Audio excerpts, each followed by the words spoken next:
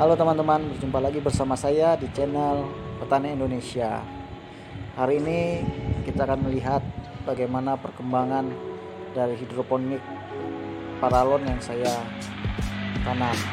Namun sebelum itu, mari dukung channel saya ini dengan menekan subscribe, like, dan komennya supaya channel ini lebih berkembang dan bisa membagikan hasil-hasil dari pertanian khususnya di dalam bidang hidroponik, teman-teman.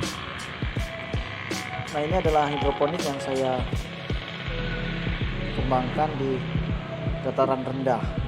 Seperti yang sudah saya katakan di channel saya sebelumnya, kalau video yang sebelumnya itu hidroponik rakit apung yang ditanam di bisa dikatakan dataran rendah karena hanya sekitar 25 mdpl.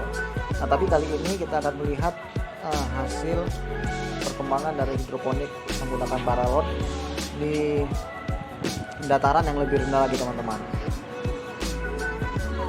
Kalau saya tidak salah, kalau saya cek di Google Map ini hanya sekitar 3 mdpl, teman-teman. Dari tempat ini memang untuk sampai di bibir lautnya sekitar 500 meter. Tapi kalau air naik ini bisa sampai di bawah instalasi yang saya miliki, teman-teman. Jadi airnya itu bisa naik sampai di atas. Jadi kalau air laut lagi naik bisa sampai di kaki-kaki hidroponik ini. Nah, teman-teman bisa lihat ya betapa hidroponik ini berada di suhu yang sangat ekstrim. Nah, ini teman-teman bisa lihat ini selada merah yang saya tanam ini usianya sekitar 45 hari. Nah, kalau ini sawi keriting, teman-teman, layu naik ini karena beberapa kemarin tepatnya itu mengalami kekeringan. Ini saya gunakan sistem NFT.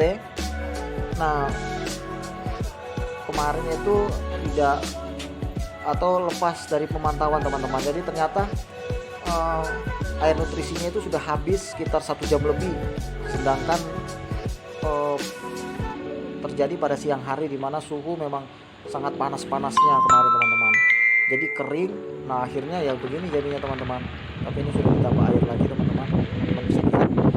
Nah, jadi ini sebenarnya karena sawi keritingnya masih kecil, jadi tadi layu dan ya mudah-mudahan tidak mati, teman-teman. Karena kemarin sudah memang semua ini, teman-teman, sawi keriting, seladanya ini sudah rebah semua. Tapi akhirnya saat pagi hari dilihat sudah bisa agak sedikit normal. Nah, kalau ini saya menggunakan entah sistem DFT atau NFT, teman-teman, karena sebenarnya ini mau dibikin NFT tapi karena pos kemiringannya tidak tepat jadi banyak air tergenang dan saya pikir ini bisa jadi DFT, teman-teman. Tapi teman-teman bisa lihat perkembangan sayuran hidroponik di pinggir laut, teman-teman. Nah, ini teman-teman bisa lihat ya, ini bagian bawahnya. Nah, untuk meyakinkan teman-teman, lihat ini adalah lubang-lubang bekas kepiting. Nah, itu kelihatan ya daerah kalau air laut naik itu bekasnya itu bisa dilihat. Ini lubang-lubang kepiting laut yang melubang bagian bawah, teman-teman. Nah, jadi memang betul-betul ini berada di pinggir pantai, teman-teman. Halaman saya lubang-lubang karena kepiting dan tidak bisa tumbuh, susah untuk tumbuh karena air laut naik sampai di atas. Nah, teman-teman bisa lihat ini seladanya ini sebenarnya subur dan sangat bagus, tapi gara-gara kemarin kekeringan air selama 1 jam lebih jadi agak layu-layu sedikit, teman-teman. Nah, itu jadi memang karena human error ya, teman-teman, kami kurang memperhatikan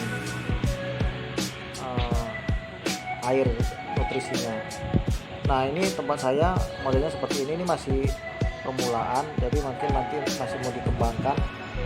Nah, ini modelnya seperti ini greenhouse yang saya gunakan. Jadi saya tidak menutup semuanya karena melihat beberapa pengalaman ketika ditutup semuanya malah terlalu panas, sirkulasi udaranya tidak baik, apalagi di pinggir pantai. Jadi saya hanya tutup atasnya menggunakan plastik UV dan paranet. Nah, ini ya, teman-teman. Ini selada merah yang saya tanam usianya sekitar 45 hari kurang lebih. Itu bagus, sangat bagus sebenarnya pertumbuhannya. Tapi karena kemarin kering jadi agak kelihatan seperti itu, teman-teman. sama sawi keriting juga itu ya teman-teman, karena kekeringan kemarin. Ini adalah salah satu resiko menggunakan instalasi NFT teman-teman ya. Ketika kering tidak cepat ditanggulangi ya bisa berakhir dengan akibat yang fatal. Ini selada merah teman-teman, bisa lihat ini selada merah yang ditanam di pinggir laut, hasilnya seperti itu. Kalau yang di sebelah sana itu sawi pakcoy teman-teman, itu juga sebenarnya kalau dari segi pertumbuhan itu cukup baik teman-teman ya. Nah itu agak keriting teman-teman karena bibitnya yang bermasalah.